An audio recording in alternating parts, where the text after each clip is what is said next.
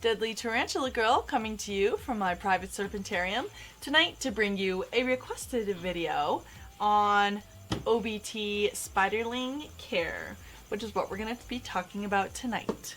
This video was a special request from a Welsh viewer. I hope I don't butcher your name. I researched this by Griffiths. I hope that was right. So thank you for watching and making a really great request. This is a video that hasn't been specifically requested in the past, but it's a great idea, so I'm excited about doing it tonight. Make sure to click that subscribe button if you would like to see sling care videos on all those tarantulas that you saw in the unboxing video last week. On to the OBT care. First of all, sling is an abbreviation for Spiderling.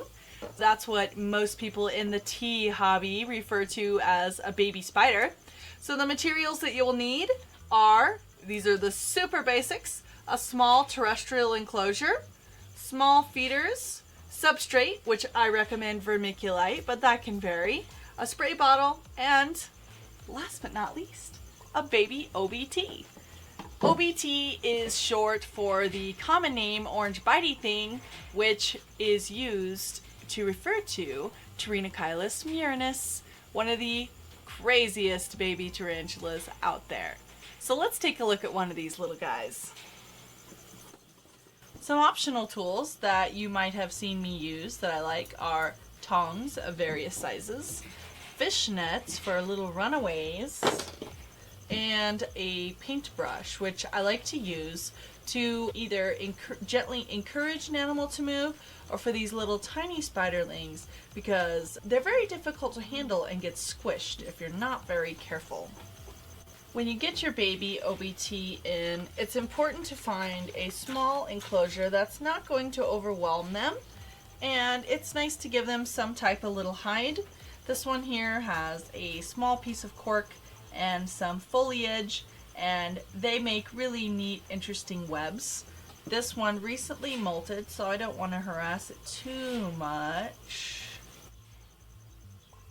You can see the molt here, and it was a little tiny one. This is definitely the biggest I would go on an OBT this size because your animal can definitely get overwhelmed by having too much space.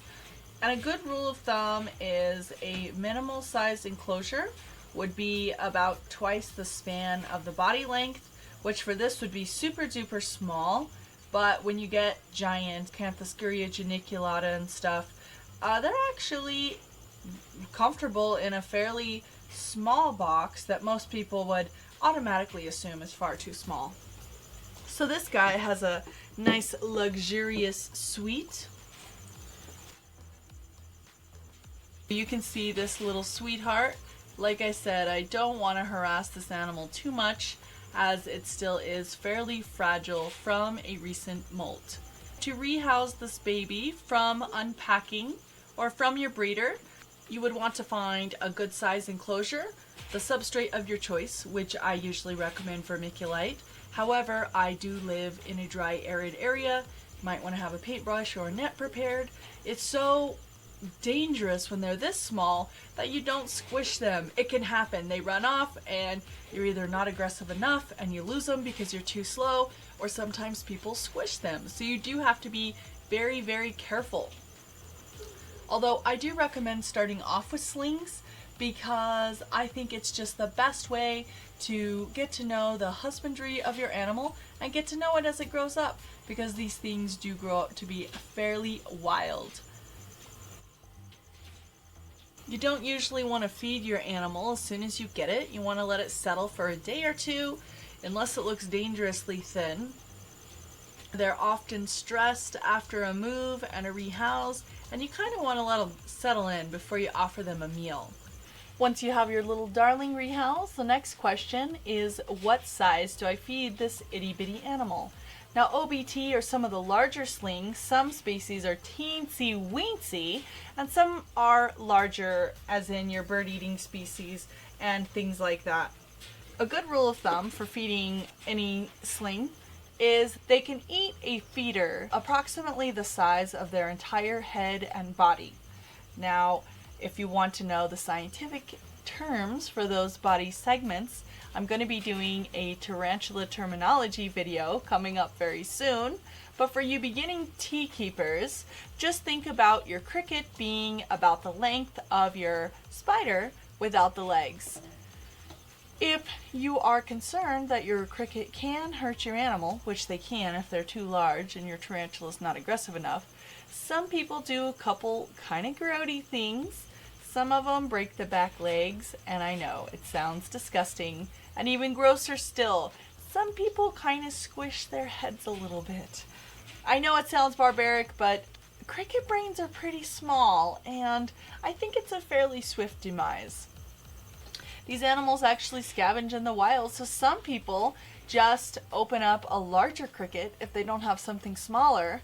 And by open up, I do mean kill it and make an open wound, and the little spiderlings will go up and feed off of the carrion. As long as it's fresh, they don't want to eat some old crusty cricket. They need misting depending on where you are. I like to mist spiderlings twice a week. Of course, don't spray them directly as they don't like it. Spray the wall of their enclosure, and you want it to be able to dry out. A lot of things that you read will say within a day or two, but since I am in a drier, more arid area, I like for that moisture to last them 3 to 4 days if I'm watering twice a week, or a week if I'm only watering weekly. You want to make sure and keep one area damper and one drier so your animal can choose where they want to go and be most comfortable.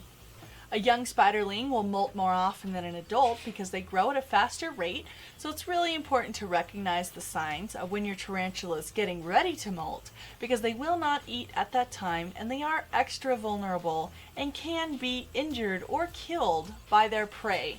So I also have another video on recognizing signs of when your tarantula is getting ready to molt and how to handle that situation. Thank you so much, Loan, for this request. This was a really fun video.